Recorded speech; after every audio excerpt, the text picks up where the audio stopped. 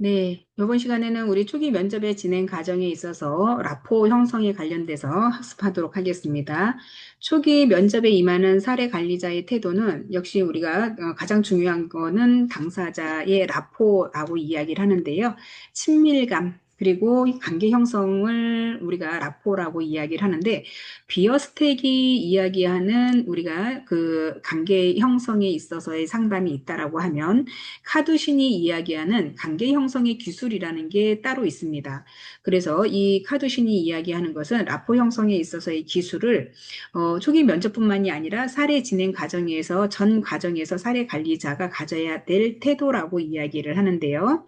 자, 라포 형성을 위해서 관계 형성에 의한 기술은 첫 번째는 당사자의 자기결정권을 존중하고, 두 번째도 당면한 과제에 집중해서 따뜻하고 신뢰할 수 있는 분위기를 조성하는 것, 그리고 당사자의 개별성에 대해서 존중을 해주는 것이 필요하고요. 또 당사자의 개인의 어떠한 수용적인 태도를 보이는 것, 그리고 다섯 번째는 공감에 관련된 이해를 표현하는 것, 그리고 여섯 번째는 진실성, 믿음을 표현하는 것이 있습니다. 그리고 마지막에 비밀을 보장할 정보와 그렇지 않는 정보에 대한 전문적인 판단, 이런 것들이 이제 카두신이 이야기한 관계 형성에 의한 기술이라고 볼 수 있는데요. 자, 라포 형성을 위해서는 우리가 서두르지 않는 것이 중요하고요. 또 사례 관리자는 관계를 쌓기 위해서 복지 당사자에게 모든 것을 해주거나 대화에 지나치게 사적이고 개인적인 방향으로 흘러가지 않도록 하는 것이 중요하다라는 것에 예, 유의해야 된다라고 하는 겁니다. 우리가 상담자가 모든 것을 다 해주지는 못합니다. 그렇기 때문에 상담자는 어떠한 이야기를 들어주고 신뢰관계 형성에 있어서의 당사자가 할 수 있을 정도의 어떠한 그 응원을 해준다거나 아니면 지역사회에 뭐 중개자가 역할이 필요하다라고 하면 인적 자원과 물질에 관련된 연계 이런 것을 구성해 주는 거지. 상담자가 신은 아니기 때문에 모든 것을 전적으로 책임지면서 하실 필요는 없다라고 볼 수 있는 거죠. 그래서 라포 형성에 중요한 것은 사례 관리자와 복지 담당자의 원활한 의사소통 이런 것이 이제 필요한 건데 초기 면접에 있어서의 의도적인 분명한 목적을 가진 가업을 수행하는 데 있어서 그 친밀감을 형성하고 관계 형성에 있어서의 확인 그래서 목적이 어떠한 목적에 드러난다라고 하면 사회복지사와 클라이언트의 관계에 전문적인 관계를 좀 부각을 시킬 필요가 있다라고 하는 거죠. 그래서 우리가 이 라포 형성을 위해서 서두르거나 어떤 개인적인 방향이나 대화가 흘러가지 않도록 그리고 의뢰인과의 어떤 사적인 관계를 맺어서는 안 된다라고 하는 것도 중요한 포인트라고 볼 수 있겠습니다. 자, 그래서 우리 초기 면접에 당사자들의 어떠한 면접 과정에서 올바른 방향성을 제시해 주는 학자가 있었는데요. 바로 이제 비어스펙이 이야기하는 전문적인 관계를 하는 원칙을 가지고 있습니다. 교재에는 우리 136페이지가 있는데요. 사회복지사와 당사자 간의 전문적인 관계를 가능하게 하는 관계의 7대 원칙 아주 매우 중요한 내용이라고 볼 수 있겠습니다. 그렇기 때문에 사회복지 1급에 늘 다루어지는 내용이라고 볼 수 있겠습니다. 자, 그러면 첫 번째 개별화라고 되어 있는데요. 우리 모든 당사자는 개별적인 욕구를 가지고 있는 존재로 봐야 되는 것이고요. 모든 당사자는 각기 다르기 때문에 당사자의 어떤 감정, 사고, 행동, 독특한 생활 양식, 경험 이런 것들이 존중되어야 할 권리가 있다라고 보는 건데 개개인의 문제가 개별적으로 사정되어야 하나 당사자가 처한 상황에 따라 각각 개입이 이루어져야 함을 뜻한다라고 볼 수 있겠습니다. 그래서 우리는 케이스 웍이라고 하는 것은 뭐예요? 개별 상담이잖아요. 그렇기 때문에 개별화의 원칙이 이런 데서 있다라고 보는 거고요. 두 번째는 비밀 보장이라고 해서 사회복지사는 당사자의 어떤 전문적인 관계에서 노출된 비밀스러운 정보를 전문적인 실천 목적 이해의 목적으로 타인에게 알려서는 안 된다라고 보는 건데 이는 사회복지 실천에서의 가장 기본적인 원칙이죠. 그리고 사회복지사의 어떤 윤리적인 의무입니다. 그렇기 때문에 당사자가 제공하는 정보를 자신 혹은 타인에게 어떤 해를 끼치지 않는 직접적인 관계가 있지 않는 데는 이렇게 그 개인의 사생활을 오픈을 하면 안 된다라고 하는 거죠. 예외 규정은 있습니다. 그래서 우리가 상담자로 내원한 클라이언트가 자살을 준비한다거나 타인을 해칠 어떤 위험성이 있다라고 하거나 이런 경우에도 비밀 보장이 해당되나요? 네, 이때는 비밀 보장이 아니라 전문적인 관계에 있어서의 공익을 우선시해야 된다라고 하는 예외적인 규정이 있습니다. 그래서 자살을 선택한다라고 하는 암시적인 부분이 있다라고 하면 비밀 보장이 아니라 적극적으로 관계 기관에 알려야 되고 가족에게 알려서 생명 유지가 먼저 우선순위가 될 수 있도록 해야 된다라고 하는 예외 규정이 있다라는 거 알고 계시면 될 것 같고요. 또 비심판적인 태도를 가져라. 그래서 당면 과제나 욕구의 원인이 당사자에게 있다는 것을 심판하지 않으며 당사자의 개인적 특성과 가치관을 비난하지 않도록 하는 것이 중요하다라고 하는 거죠. 자, 이 클라이언트가 와서 상담을 했을 때 너무 비합리적인 선택을 한다. 내가 봤을 때는 이게 아닌데 A와 B를 선택할 때 B가 맞는 건데 A를 자꾸 생각한다라고 하면 그거에 관련해서 당신은 왜 그런 선택밖에 할 수가 없느냐, 왜 이거를 안 하고 저거를 하느냐 판단할 때 있어서 이 당사자를 심판적인 태도로 보이지 말라라고 하는 뜻입니다. 그렇기 때문에 사회복지사는 어떤 심판에 있어서의 판단 그리고 어떤 옳고 그름에 있어서 클라이언트를 자꾸 가르치려고 하면 안 된다라고 하는 거죠. 그 당사자의 개인의 어떤 특성, 가치관이 있기 때문에 그렇다라고 볼 수 있는 거고요. 네 번째는 수용인데, 수용이라는 것은 개인의 존엄성과 당사자의 어떤 장점과 약점, 바람직한 성격과 그렇지 못한 성격, 긍정적인 감정과 부정적인 감정, 그리고 잠재적인 능력, 이런 것들을 있는 그대로 봐줘야 된다라고 하는 거죠. 그래서 그 당사자에 대한 어떤 내면적인 부분까지도 수용해야 된다라고 하는 것을 이야기를 합니다.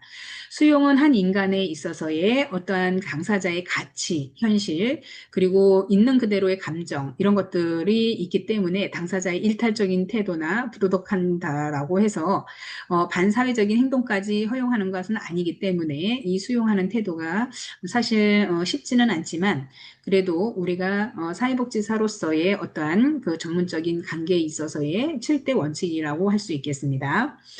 다섯 번째는 의도된 감정 표현이라고 하는 것인데요. 당사자가 자신의 감정, 특히 부정적인 감정을 자유롭게 표현하도록 하는 것인데 사회복지사는 당사자가 표현하는 감정에 의도적으로 귀 기울여야 되고 비난하지 말아라 하는 것입니다. 또 어떠한 이야기를 했을 때 실망스럽고 좌절스러운 표현이나 행동을 하면 안 된다라고 하는 것인데 당사자가 감정을 자유롭게 표현할 수 있도록 자극하고 격려해 주어야 하는 것이 바로 의도적인 감정 표현이라고 할 수 있겠습니다. 여섯 번째는 자기결정이라 하는 것인데 사회복지 실천에 있어서의 개입 과정에서 당사자가 자신의 삶에 대해서 스스로 결정할 수 있는 권리와 욕구가 있다라는 원리에 바탕을 둔 것인데요. 당사자의 결정 과정에서 사회복지사는 정보나 조언을 줄 수는 있지만 최종 결정은 당사자가 하도록 해야 된다라고 하는 것이죠. 그렇기 때문에 자기결정의 중요성을 다시 한번 부각을 하는 거고요. 통제된 정서적 관여라고 하는 것은 사회복지사의 어떤 당사자의 감정에 대한 의도적이고 적절한 반응을 해야 함을 의미를 합니다. 따라서 사회복지사 당사자가 감정에 대한 민감성을 가지고 이해해야만 함을 의미를 하고 있다라고 볼 수 있겠죠. 자, 그래서 이런 그 개별화, 비밀보장, 비심판적인 태도, 그리고 수용과 의도적인 감정 표현, 그리고 자기결정, 통제된 정서적인 관여.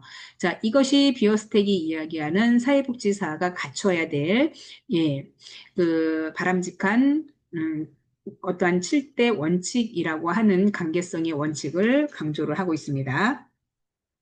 그래서 초기 면접의 사례 관리 당사자들을 만나는 첫 시작부터 형성되는 이런 사례 관계에 대한 적격 여부는 어떠한 필요한 정보를 파악하기까지 다양한 기술을 필요로 하는 과정에서의 경력직 사례 관리자의 수행하는 것이 좋은데 우리가 사례 관리를 할 때는 보통 경력이 이제 내공이 좀 쌓여야 사례 관리를 좀 원활하게 할 수 있는데 초기 이렇게 면접을 진행하는 사회복지사는요.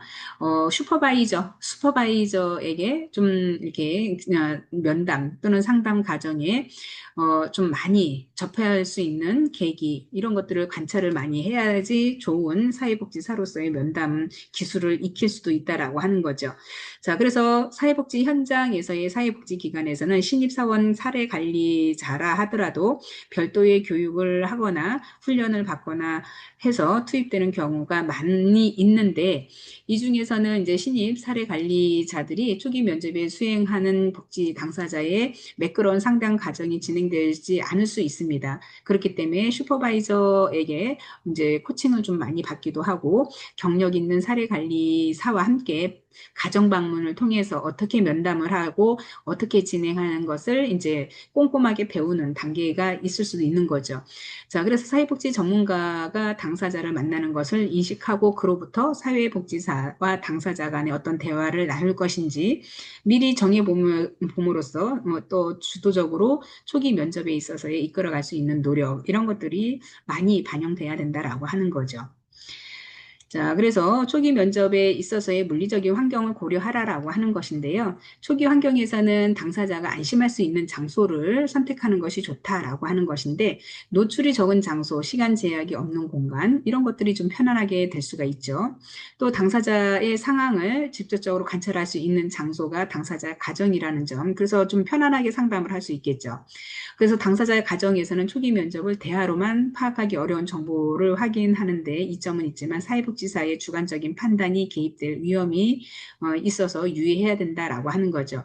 이거는 뭐냐면 사회복지사의 주관적인 것은, 예를 들면 삶에 있어서 그 당사자의 집에 가면 생활이 좀 어떻고 대충 이렇게 딱 보면 가정 환경이나 가재 도구나 이런 것들을 보고 있기 때문에 주관적인 판단이 개입이 상당 부분 있을 수 있다라고 하는 거죠. 자, 두 명의 사례 관리자가 함께 방문하는 경우에는 주관적인 판단, 선입견, 개입에 대비할 수 있으나 당사자의 부담이 커질 수 있음을 유의해야 한다라고 하는 거죠. 아무래도 초창기 면접에 진행될 때 보면 방문 상담을 하거나 하게 되면 두 명이 같이 가게 되면 어떠한 이제 위압감, 이런 것들을 이제 느낄 수 있어서 부담이 커질 수 있다라고 하는 부분이 있고요. 당사자가 대면 상담을 거부하는 경우가 적지 않겠죠.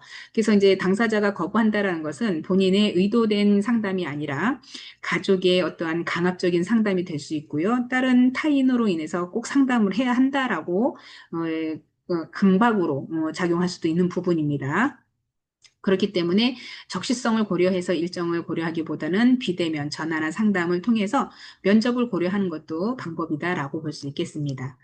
자, 상담의 방법은 다양하게 많지만 우리가 어떤 게 최선인지는 처음부터 너무 노출이 심한 부분에 있어서 적극적으로 임하다 보면 클라이언트는 굉장히 소극적인 부분도 있겠죠. 그런 걸 다 감안하라고 하는 뜻입니다.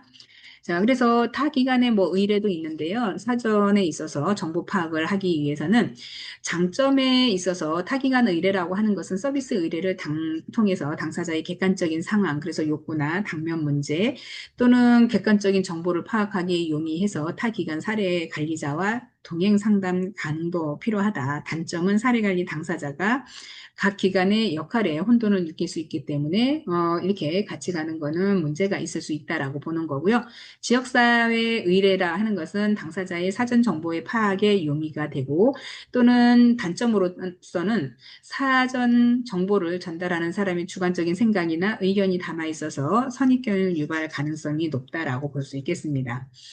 또 본인의 요청이나 방문으로 인해서 초기 면접은 구분하지 않고 당사자의 이야기에 귀를 기울이면서 집중하는 것은 좋다라고 볼 수 있고요. 갑작스러운 방문에 시간을 내기 어려운 경우가 있겠죠. 기관에서도 따로 약속 일정을 잡아 당사자가 냉대받았다는 느낌이 들지 않도록 주의할 필요가 있다라고 볼 수 있습니다.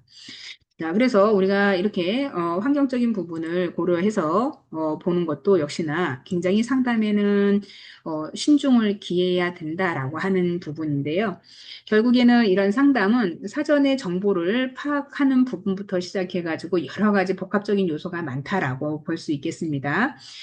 우리가 초기 면접의 일정을 뭐 여러 가지 사유로 인해서 미뤄지게 되면 결국에는 사례 관리에 위기 개입으로 필요할 했던 당사자들은 기회를 또 이렇게 놓치는 경우도 있다라고 볼 수 있겠습니다.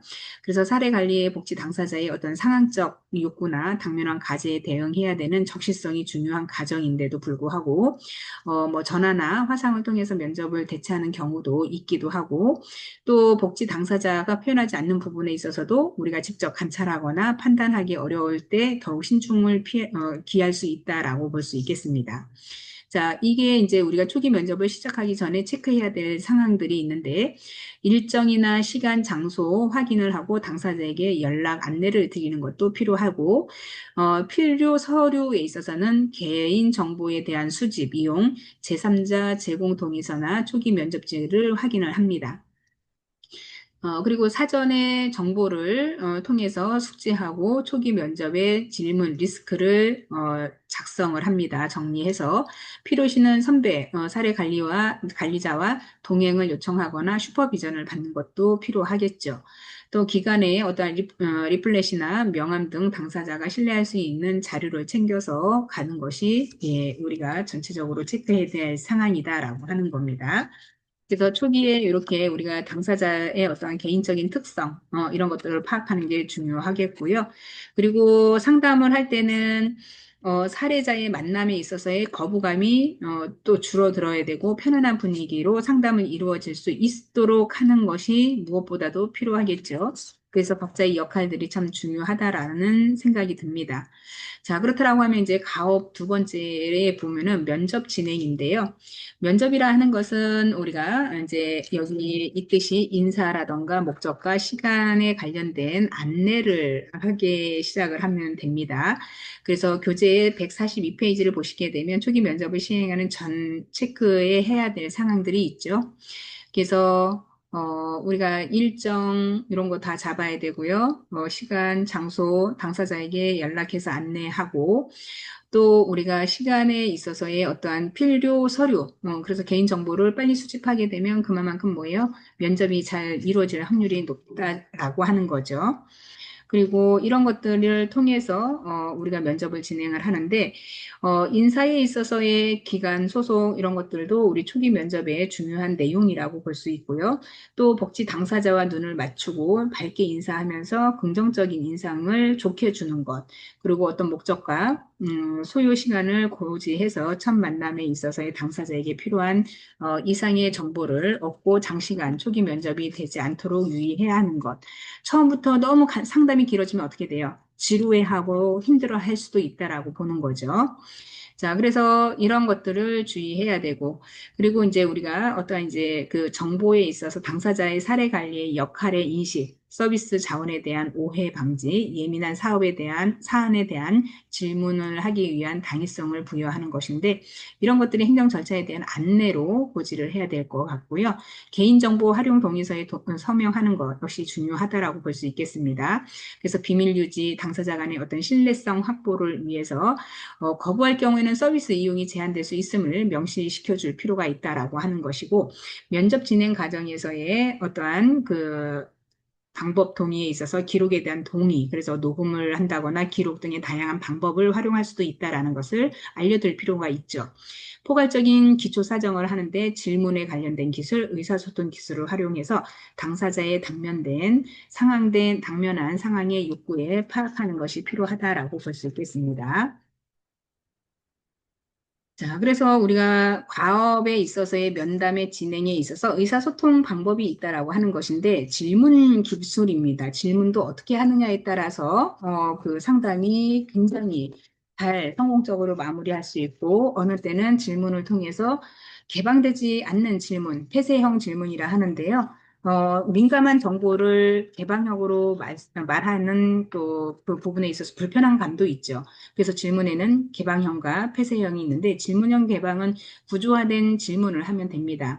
그리고 또 구조화된 질문도 있고 자, 그리고 또 폐쇄적인 질문에 예, 아니오라는 게 있고 질문 형태가 있습니다. 그래서 사례 관리의 질문 방법에 따라서 정보 파악 정도가 상이해서 사전 질문 준비에 매우 중요함을 이야기를 하는 거죠.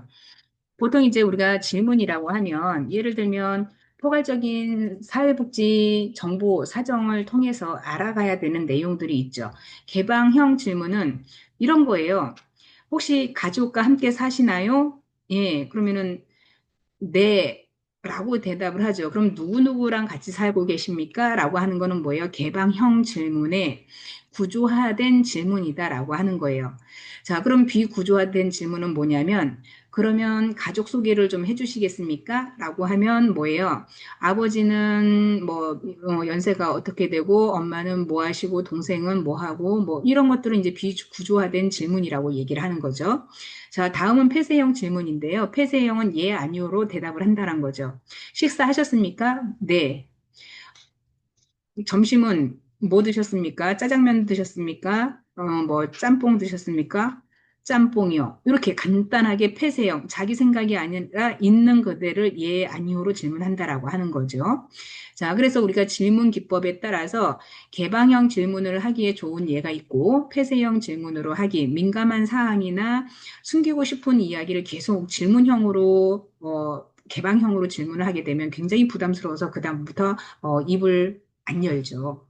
그래서 적절한 질문 기술에도 방법이 있다라고 볼 수 있겠습니다. 그래서 개방형 질문에는 구조화된 질문 예가 여기 있죠.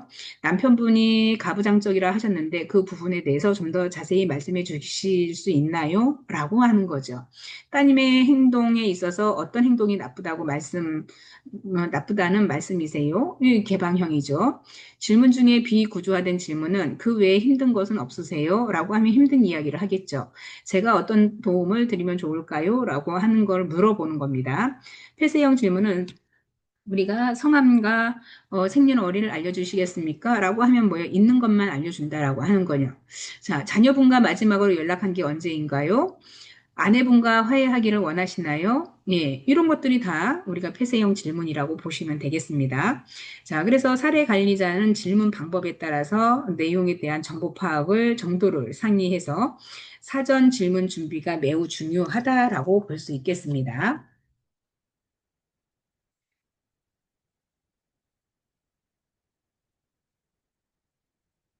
자, 그리고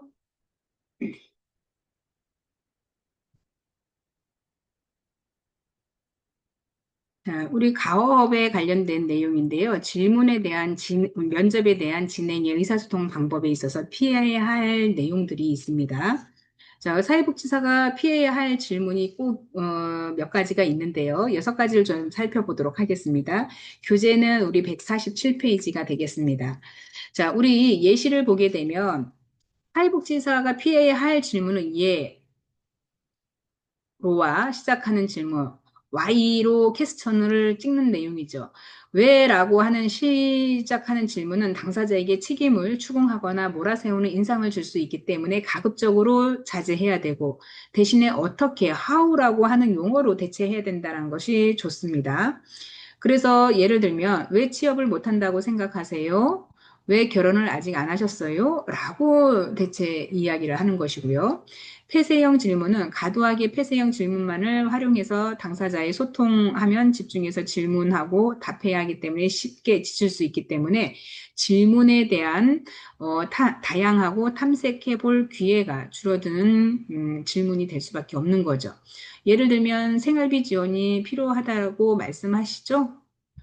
생활비 지원이 필요하다고 말씀이시죠? 그 생활비가 필요한데 생활비가 필요하시죠? 라고 물으면 네, 라고 이야기를 하지. 어디에 어떻게 생활비가 필요한지 구체적으로 대답하기가 참 곤란한 질문이 되겠네요. 그죠? 자, 유도형 질문. 사회복지사가 일정한 방향으로 응답을 유도하기 위해서 질문으로 당사자의 생각을 솔직하게 드러내기보다는 방어적인 입장에서 사회복지사의 유도에 따라서 답변을 할 수 없으므로 자제하는 것이 좋다. 그래서 예를 들면 그 행동이 주변에 피해가 된다는 것은 알고 계시죠?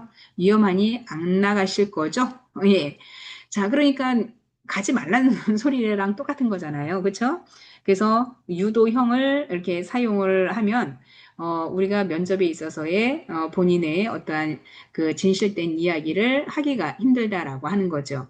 그러니까 좀 그 질문에 있어서의 뭐예요? 상담의 기술이 썩 바람직하지 않다라고 보는 겁니다.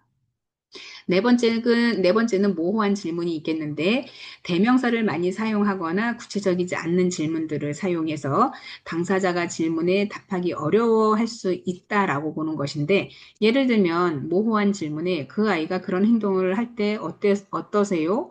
예, 어떤 행동을 어떻게 했는지 구체적으로 말씀해 주시겠어요? 당신의 기분은 어떠세요? 라고 물어보거나 해야 되는데 그 행동을 할 때 어떠세요? 뭘 어떠냐는 건지 물어보는 게 포괄적인 거잖아요. 그래서 정확하게 그런 행동을 했었을 때 당신의 감정은 어땠는지 정확하게 말씀해 주시겠습니까? 라고 물어보는 게 이게 좀 거의 확실시하는 대답이라고 할 수 있겠죠. 자, 다중적인 질문. 한 문제를 여러 가지 방향에서 계속 문제에 있어서 답을 요하는 경우가 이 다중적인 질문이라 하는데요. 너무 많은 질문을 하게 되면 어렵다라고 생각을 하거든요. 그렇기 때문에 문장 속에서 여러 가지 질문 내용이 섞여 있는 질문이라고 볼 수 있는 거고요. 당사자가 순서대로 조리 있게 대답하기가 어렵죠. 여러 가지 질문을 한꺼번에 던지면.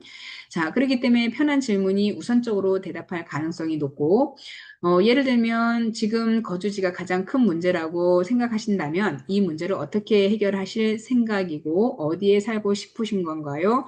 혹시 가족들의 의견도 물어보셨나요? 라고 이야기를 물었다라고 하면 첫 번째 질문이 뭔지를 모르는 거예요. 그리고 몇 가지를 얘기했는데 어때요? 분산되어 있는 느낌이 들죠? 그러니까 집중이 좀 떨어진다라고 볼 수 있겠습니다. 자, 그리고 단순한 호기심에서 나온 질문, 그래서 사회복지사와 당사자의 질문 전문적인 관계에서 어떤 사적인 호기심 충족을 하기 위해서 질문을 부적합하게 하는 경우도 있어요. 사회복지사가 당사자에게 질문할 때는 항상 의도와 목적이 있어야 하는데, 면접이나 상담을 진행하는 데 있어서의 도움이 되어야 합니다. 근데 이제 단순한 호기심, 이런 거를 질문하게 되면 안 된다라고 보는 건데, 예를 들면 남자친구 있으세요? 최신형 스마트폰이네요. 얼마에 사셨어요? 이렇게 하는 것은 뭐예요? 단순히 이 질문과의 어떤 사건의 문제에 대한 얘기를 접근하는 게 아니라 사적인 부분의 대화를 하기 때문에 이런 질문은 좀 곤란할 수 있다라고 볼 수 있는 거죠. 자, 이렇게 우리가 어떤 질문 유형에 대해서 암시하는 것보다 복지 당사자가 어떤 관심을 가지고 있는 관심사, 그리고 당사자에게 거주하는 지역의 특성이나 이런 기타 등등의 여러 가지 부적절한 그 질문을 하게 되면 초기 면접에 있어서의 문제가 있을 수밖에 없다라고 보는 거죠. 자, 그래서 초기 면접에 우리가 파악해야 될 내용들이 있는데, 초기 면접 관련된 사항, 그래서 초기 면접 일시를 잡고요. 그 다음에 면접자, 그리고 초기 면접 의뢰 경로 등 이런 것들이 초기 면접에 관련된 사항이다라고 볼 수 있겠습니다. 자, 당사자의 인적 사항, 그래서 생년월일, 성명, 생년월일, 연락처, 주소 이런 것들이 이제 인적 사항이 되겠죠. 그리고 가족 사항에 있어서의 가족 동거인의 어떤 여부, 그 가족 구성원들의 동거인 거죠. 그 가족 구성원들의 장애가 있는지의 여부, 가족 구성원들의 경제 활동에 대한 부분, 특이 사항 이런 것들이 이제 당사 가족에 있어서의 상황들이다라고 보면 당사자의 경제 상황도 역시나 우리가 필요에 의해서 구조화해서 파악해야 되는 내용이죠. 그래서 기초생활수급의 여부, 그리고 소득과 부채 등 이런 것들이 우리가 상담이 필요한 내용일 수도 있습니다. 그래서 당사자의 주거 상황에 있어서 자가인지 전세인지 월세 이런 것들이 이제 거주지의 상태, 그 특이사항 이런 것들을 우리가 이제 체크해 볼 필요가 있고요. 당사자가 표현하는 주된 욕구, 당면 과제에 대한 상황, 그래서 사례 관리의 판단보다는 당사자가 표현한 욕구 위주의 어떠한 당면 과제가 우선시 돼야 된다라고 보는 거죠. 그래서 면접의 내용에 있어서의 상담 내용 중 유의미한 부분이 있고 직접 관찰된 내용 중에 유의미한 부분이 있습니다. 자, 이런 것들을 잘 선별을 해야 되는 거고요. 사례 관리의 의견에 있어서의 초기 면접을 통해서 파악한 내용을 바탕으로 사례 관리, 적격 여부나 서비스 연결에 있어서의 관련, 당사자의 욕구 관련 등에 대한 종합적인 의견. 자, 이런 것들이 초기 면접 시에 파악할 내용이다라고 볼 수 있겠습니다. 자, 그래서 우리가 초기 면접에서 어디까지 정보를 파악하는 것이 필요할까라고 고민을 하게 되면 정보 파악 정도에 판단하는 것은 사례 관리자의 역량이다라고 보는 것이고요. 또 해당 사례에 필요한 정보가 무엇인지 불필요한 정보가 무엇인지를 판단하여서 핵심 정보를 빠르게 파악하는 것이 중요하다. 그래서 많은 사례를 접해보고 적극적인 슈퍼비전을 통해서 역량을 높이는 것이 매우 중요한 것인데 그래서 현장의 경험, 현장에 관련된 이런 사회복지사들의 빛나는 것들이 바로 사례 회의, 사례에 관련된 여러 가지 서비스를 직간접적으로 많이 경험해 본 사람들은 이런 면접에서의 어떠한 인테이크부터 사정에 이르기까지 적극적으로 뭐예요? 많은 노하우를 가지고 있다라고 할 수 있겠습니다. 그래서 우리가 초창기 이제 사회복지사로 처음 입사를 하게 되면 어, 경력이 있는 사회복지사 클라이언트 상담하는 것을 많이 관찰하고 배움으로써 그러면서 이제 관록이 쌓이는 거라고 볼 수 있겠습니다. 자, 면접 과정에 있어서의 진행이라 하는 것 또한 우리가 초기 상담자의 명함과 기관의 전화번호를 소통이 가능한 연락처로 전달을 받고요. 사례관리 당사자로 선정되지 않더라도 언제든지 도울 일이 있다면 연락이 가능한 안내, 그래서 사회복지 안전망이라고 역할을 할 수 있겠습니다. 사례관리 당사자가 사례관리자에게 음식이나 작은 선물을 건네준다면 정중히 거절하는 것이 필요하겠죠. 예를 들면 요즘에 뭐 커피 한 잔을 이제 맛있게 타서 준다거나 이런 거는 뭐 큰 문제는 안 되기 때문에 이런 거는 뭐 괜찮습니다. 자, 그렇기 때문에 이런 것들이 필요하고요.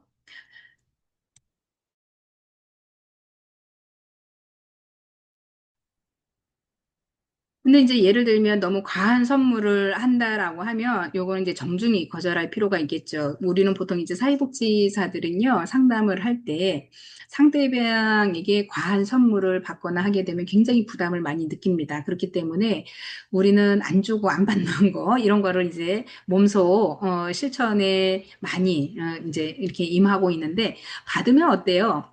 굉장히 부담 100배이거든요. 그러다 보니까 마음만 받겠다라고 하는 게 정답인 것 같습니다. 제가 사례 관리를 이렇게 하다 보면 현장에서의 고마움을 표시한다고 뭐 이제 작은 선물을 준비하고 하는데, 마음만 받겠다라는 그 한마디로 정중하게 거절하면, 상대방도 그렇게 크게 마음에 상처를 좀 덜 받는 것 같습니다. 자, 그래서 우리가 초기 면접 후에 과정들을 좀 살펴보게 되면 우리가 면접 기록지 작성이라는 것을 하게 됩니다. 그렇기 때문에 초기 면접에 있어서의 이후에 상담을 하고 나서는 이 기록지를 작성을 하는데 사회복지 당사자의 진술을 바탕으로 하되 객관적으로 작성하는 게 필요하고요. 당사자의 강점, 욕구, 인적 물적 자원을 포함해서 작성을 합니다. 초기 면접지를 활용하고 기관 내부에 대한 사례 관리 당사자 적용 여부를 판단을 해서 기관 내 타 부서에서 사례 및 서비스를 의뢰를 합니다. 또 기관에 있어서의 어떤 외부 기관에 있어서 타 기관의 사례나 서비스 의뢰를 하는데 서비스를 우리가 현장에서의 기록의 목적은 무엇이냐면 결국에는 사회복지 실천의 활동에 어떤 문서화를 한다라는 것이고요. 두 번째는 효과적인 서비스를 위한 모니터링이다라고 보시면 되겠습니다. 세 번째는 사례의 지속성을 유지하는 것이고 전문가 간의 의사소통의 활성화가 필요하고요. 또 슈퍼비전의 활성화가 필요한 거고 복지 당사자의 정보에 대한 어떤 교류, 그래서 공유라고 할 수도 있고 행정적인 자료가 될 수 있고요. 또 조사 연구를 위한 정보 제공을 할 수 있다라는 게 기록에 있어서의 작성의 목적이라고 할 수 있습니다. 자, 그러다 보니까 우리가 기록 면접지 작성하는 방법에 있어서도 여러 가지 방법이 있겠는데 초기 면접지에는 다양한 개인 정보가 기록이 되어 있기 때문에 초기 면접지 상단에는 누가 상담을 하는지 어떤 배경으로 접수 의뢰를 했는지 그리고 당사자의 객관적인 정보 그래서 이름, 주소, 성별, 연령 그리고 가구의 유형 이런 것들을 확인할 수 있는 객관적인 정보로 이루어집니다. 객관적인 정보는 사례 관리 당사자의 선정에 중요한 부분이기 때문에 정보의 오류가 없도록 상담과 기록에 유의를 해야 되겠죠. 자, 그러면은 기록지가 153페이지에 있습니다. 그래서 기간에 부여하는 어떤 기간 번호의 기재를 상담 번호로 적으시면 되고요. 상담 일자나 면접자, 소속, 면접에 관련된 장소 이런 걸 기재하시면 되고요. 접수에 대한 경로도 역시나 어떤 경로로 통해서 접수가 됐는지 체크하면 되겠습니다. 그리고 접수자는 초기 면접에 대한 요청자, 그래서 소속 이런 걸 쓰면 되고요.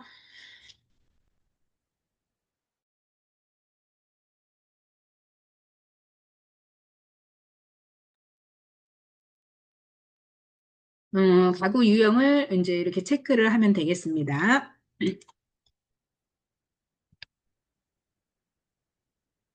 자, 그래서 그 내용을 이렇게 살펴보게 되면요. 처음에는 우리 면접을 작성할 때 보게 되면 초기 상담의 어떠한 명함, 그리고 기간의 전화번호, 소통 가능한 연락 전달을 해야 되는 것이고, 또 사례 관리 당사자가 선정되지 않더라도 언제든지 도울 일이 있다면 연락을 하도록 하는 사회 안전망의 역할이 필요합니다. 사례 관리 당사자의 사례 관리에서 음식이나 작은 선물은 정중히 거절할 필요가 있다라고 볼 수 있고요. 우리가 사례 관리에 있어서 면접은 어떠한 이제 당사자의 면접이 중요한 내용이기 때문에 이런 것들을 이제 보관할 필요가 있는 거죠. 그래서 이 보관도 역시나 우리가 이제 기간에 접수를 하게 되면 기간 내부에서 이제 그 보관 기록을 뭐 예를 들면 3년이다, 5년이다 이런 게 있습니다. 그래서 그런 걸 잘 확인을 하셔야 되고 자, 이렇게 면접 작성의 방법을 우리가 교재에 보면은 153페이지에 서식 기록지가 있습니다. 이거 참고하시면 될 것 같고요. 네, 그래서 뭐 큰 어려운 거는 아니기 때문에 있다라는 것만 좀 살펴보시면 되겠습니다.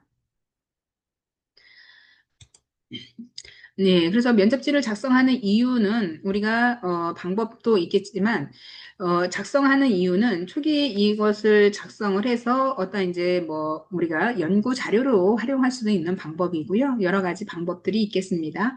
자, 그래서 155페이지, 154페이지 맨 밑에 보시면 초기 면접지 양식은 개별적으로 표기할 수 있는 가족 사항이나 주거 사항 같은 해당 부분에 사항을 표시해야 되고 또 여기에 면접 내용에 당사자가 밝기를 꺼려함이라고 하는 작성이 있다라고 하면 이거는 뭐예요? 비밀 보장으로 인해서 꼭 숨겨야 될 부분이 있다라고 하는 거죠.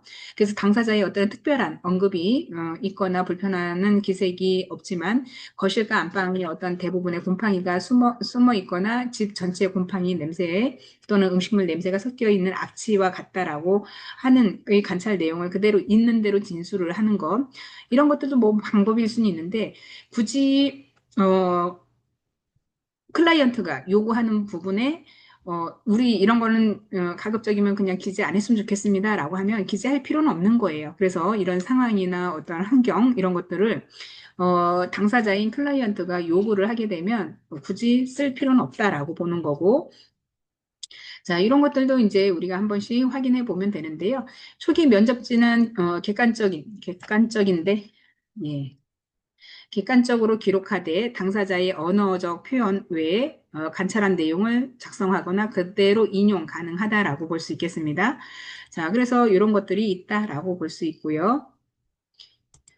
자, 그래서 면접지에 있어서의 이런 내용들 잘 뭐 우리가 욕구 조사에 있어서의 사례 관리의 우선순위 다룰 수 있는 부분 그래서 당면 첫 번째 어떤 상황인지 제일 먼저 급선무적으로 이루어져야 될 게 무엇인지 작성하라는 거고요. 그리고 인적 자원에 있어서 그리고 강점에 있어서 이게 물적, 인적 어떤 강점, 한계점에 있어서의 사례 관리의 개인 느낌이나 선입견 그리고 주관적인 판단이 섞이지 않도록 신중하게 작성해야 된다라고 하는 것.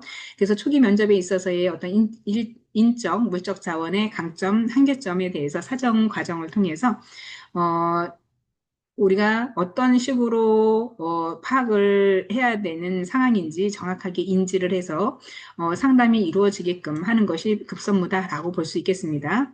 그래서 작성 방법에도 여러 가지 그 정도에 대한 이해는 있지만 영상을 보고 초면에 가상에 어떤 식으로 면접을 해야 되는지 이 유튜브를 통해서 보시면 좋을 것 같습니다. 자, 그래서 여러 가지 사례 관련해서 적격 여부 판단을 통해서 우리 기관에서 상담 의뢰자로 할 것인지 이런 것들이 이제 내부적으로 회의를 통해서 진행되는 부분이 있다라고 보는 것이고요. 자, 또 우리가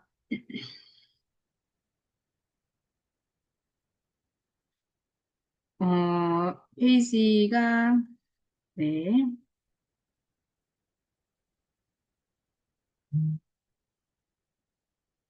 자, 현장에서 강조하고 싶은 이야기라고 해서 158페이지에 요거는 간단하게 한번 읽어보시면 될 것 같습니다.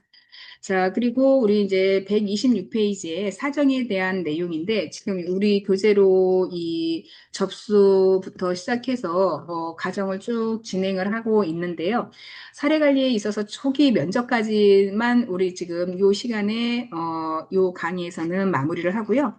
다음 3주차, 4주차에 대해서는, 부교재를 좀 이용을 하도록 하겠습니다. 그래서 5주차가 되면은 사정을 다시 통해서 진행을 하도록 하는데 지금 이게 속도가 우리 그 진행 속도가 좀 빨라서 사례 관리에 관련된 다른 그 모델 가지고 모델 기법을 가지고 다음 시간에는 강의를 좀 시작하도록 하겠습니다. 자, 이번 시간까지 강의 청취하시느냐고 고생하셨고요. 다음 우리 4주차에 뵙도록 하겠습니다. 수고 많으셨습니다.